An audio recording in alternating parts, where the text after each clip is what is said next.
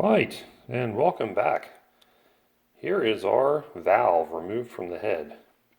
You can see it is plainly, clearly wasted. So that would qualify as a burnt valve. I don't think it was impacted by the piston at all. That's heat-related damage. And I believe too that this stems from the timing problem that it had previously when the timing tensioner let go and threw the cams out of sync. It probably happened during that period. Curious that it ran and then all of a sudden quit, but for whatever reason, that's junk. So we got our new valve, and we got the old one obviously out of the head. We're going to have to lap the new one in there. I had taken this one apart as well because I was concerned about the guide, and I'll show you on this one that there is, hear that, there's play in the valve. Now, this guy who has spent his entire life working on water-cooled cars, mostly with cast iron heads, felt that and thought, well, that's not good. That's very loose. That's bad. We're going to have to replace the guides. But in talking to my machinist, who reminded me that this is an air-cooled bike with an air-cooled aluminum head, that some allowance for expansion has to be made so that things don't seize up when they get hot. So that's actually, as far as he was concerned, an acceptable gap. He felt it's good for several thousand more miles before being any kind of concern. So we're going to put it right back together with the existing guides. And this old valve is actually, the stem is straight, so it was not, again, impacted by the piston. And I'm sure you wanted to see the inside of the bores. So let's do that. Grab that.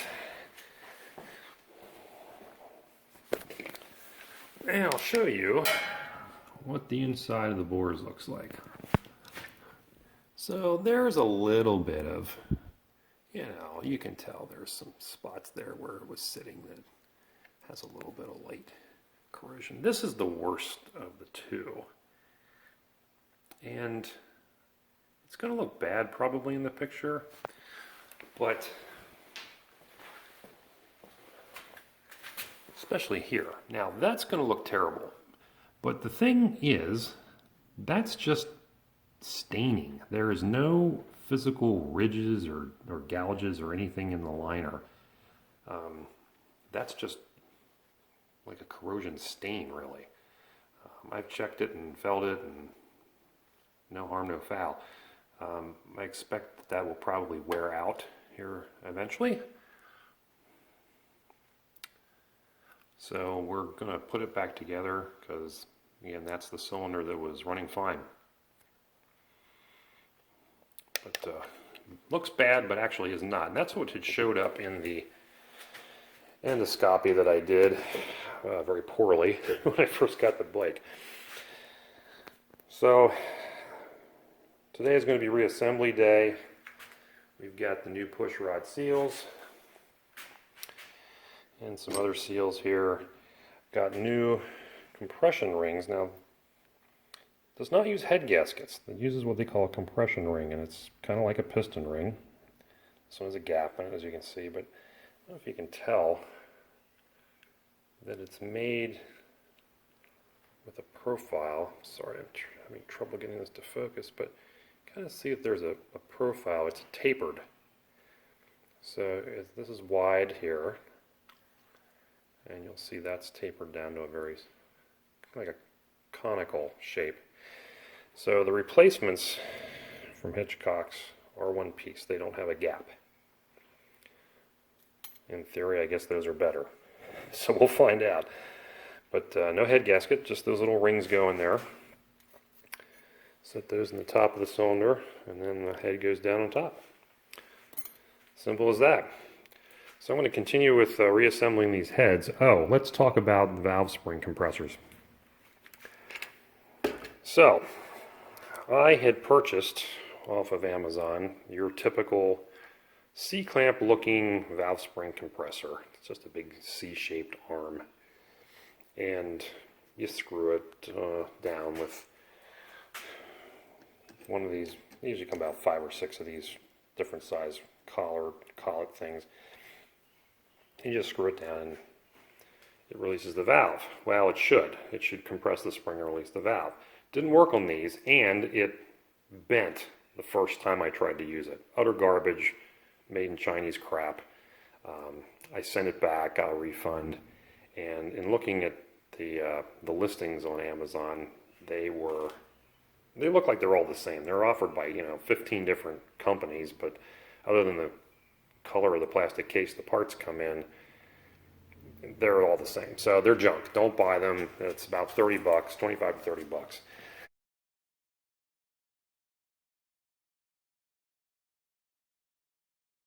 I had this one previously from doing car work. Why is this not focusing? And there we go. This won't work on Royal Enfield heads, and probably a lot of British bike heads too, because this here, the teeth, tend to foul when you try to compress the spring. So if you have one of those and you think you're going to get away with doing it, it's not going to work. What I ended up doing, because you need these collets, what I ended up doing was getting one of these, and it does work.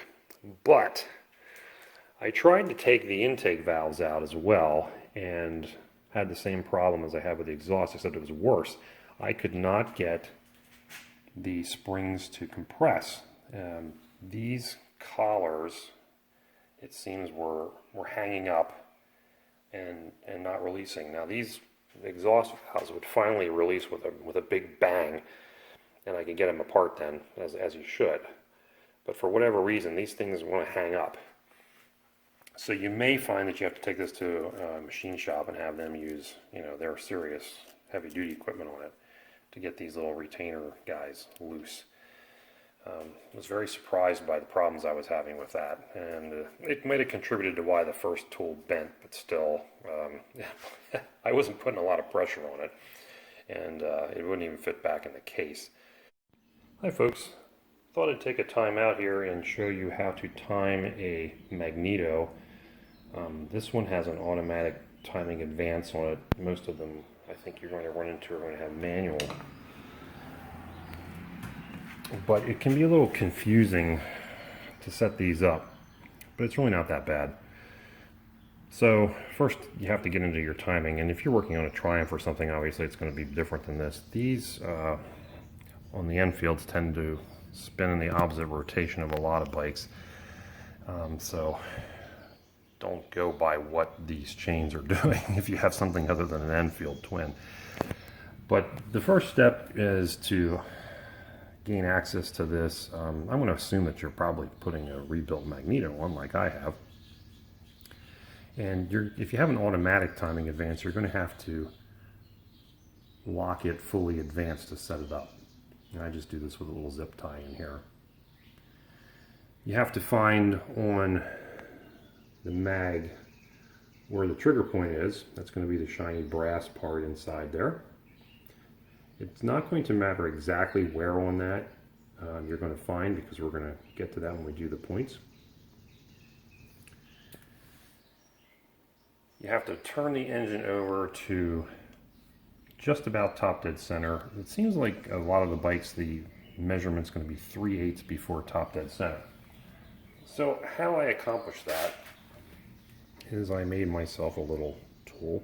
This is a piece of brake line, and I marked top dead center there, so it's the bottom mark, and then the top one is the 3/8 before top dead center. So when you set this in the cylinder, the measurements will be visible out here, and you'll line these up with whatever you've got. You can use the top fin, whatever you want to use there. So top dead center is right there at the bottom line of my oil feed pipe. 3/8 is right there. So we're at the right spot with the engine set. Now you want to make sure you're timing on the proper cylinder. It doesn't really matter with a Magneto which goes to where, but if you're timing on this one, then this lead has to go to the cylinder that you've set. And you want it on the compression stroke, so it's as the exhaust valve closes, the next upward rotation will be your compression stroke. First upward stroke is going to be to expel the exhaust, second one's going to be the compression stroke, and that's where your engine's going to want to fire. Okay, so if you've got all that set, hopefully that all made sense. Now you have to loosely attach this guy onto the shaft of the mag, and you're going to have to take this, loosen this chain. Usually when you unscrew these, you can get, once it comes off, you can finagle it around and get the chain off. It's just a little fiddly, but it's not that hard to do. And then set your mag to that position, slide this on, but don't tighten it completely. Just make it a little bit snug maybe. And then on the other side, where your points are, just take a piece of paper and slide it between your points. Spin it around before you put that advanced unit on. Just spin it around till you find where the brass is showing, and then find the spot where the points open. Slide your piece of paper in there, back it off till the points close. And what you want to do is on the shaft end, you want to adjust that to where, with your piston set properly, you can just slide this, feel this paper get loose.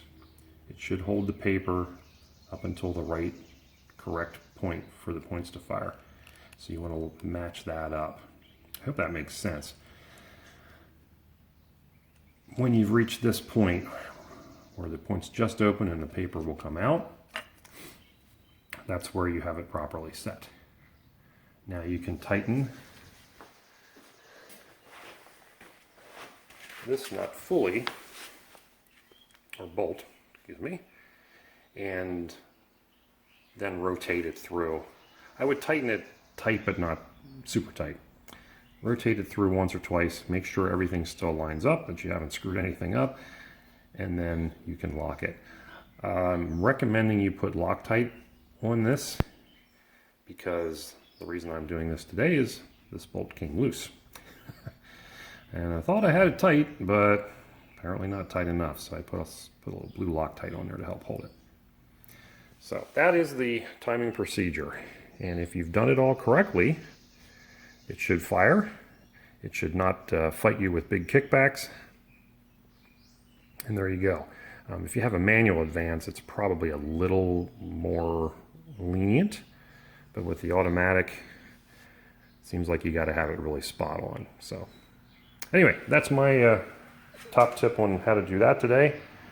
I'm going to finish buttoning this thing up and then get it running.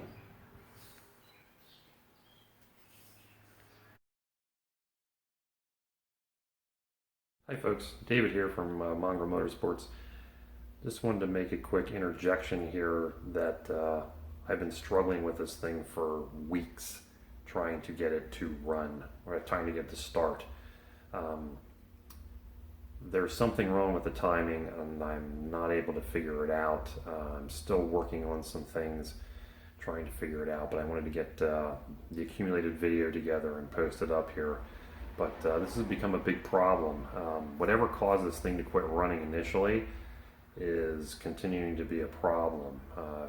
Thought we found things and they turned out to be not a problem, and it just won't start. Sometimes we can get it to kick back, but most of the time it doesn't sputter or cough or do anything, even with a direct shot of ether into the cylinders.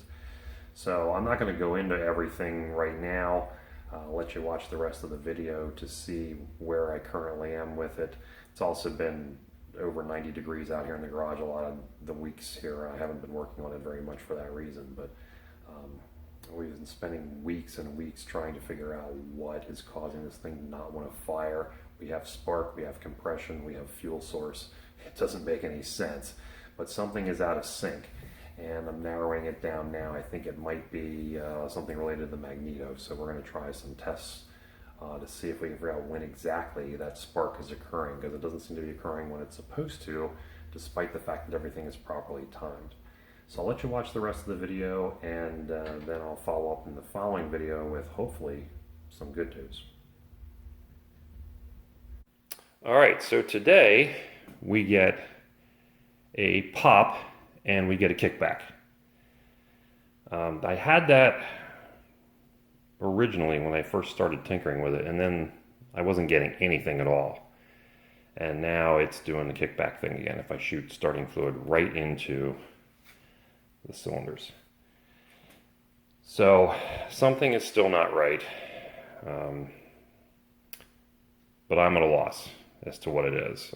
We checked the timing 400 times, and I'm just not getting anywhere with this. So if anybody has any ideas, please let me know.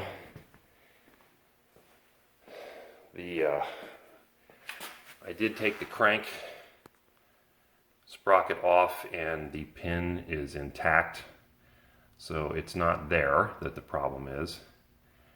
I could not find an easy way to remove the cam gears, so they have not been removed, but most people I talk to seem to think that it's very unlikely that those would have moved. They have keyways and not pins. If you take the nuts off, you can see the key inside. That's not to say that one or both couldn't have cracked and moved with the key still stuck in there, but it seems pretty unlikely to me. I wouldn't think that it would fail there. I would always make the assumption that the pin would be first to go, because it looks like it's certainly the weaker item. But I'm stuck and have no idea where to go from here. So anybody with an idea, hit me up.